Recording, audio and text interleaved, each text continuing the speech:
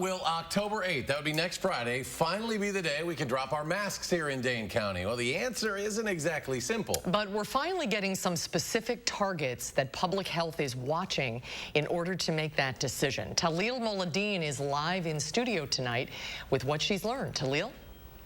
We need to drop our 7-day average by about 100 cases to reach the key milestone. That's actually not as far off as it sounds. The average dropped about 50 cases compared to last week. Still, public health can't say how close we'll get, which is for some more and more frustrating.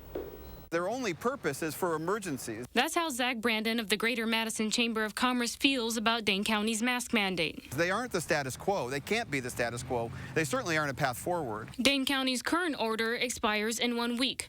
Public Health says another extension is not out of the question. And while they've yet to make a decision, they already have the support of County Executive Joe Parisi. This is what they do. And all you have to do is look at the results. We have one of the largest communities in the state. We have 40,000 college students who just, came back, during the last month.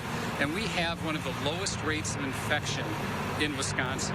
Brandon doesn't disagree about masks themselves. He just wants to know what it'll take to get rid of them. It's not that we don't believe that masks work. They do work. The question is, where are we going and how are we supposed to get there? And then how do we know as a community when it will be safe? Public Health Madison-Dane County says it watches CDC metrics to determine whether a mask order is needed. New cases are simply too high in Dane County. We hit around 150 new cases per 100,000 people this week.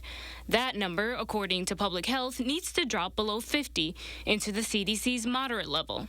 Information the chamber says it's not receiving. The chamber's dead wrong. The Public Health Department is following CDC guidance, and CDC guidance tells us when we hit the level of positivity that we have right now in a community that people should mask up. Doctors tend to agree. Masks work, especially with the Delta variant still holding on in Wisconsin. It keeps changing, as the disease has evolved. People were talking about anywhere from 60 to 70%. They think that number is higher now. But again, being a new virus, it's hard to determine when we will get that herd immunity.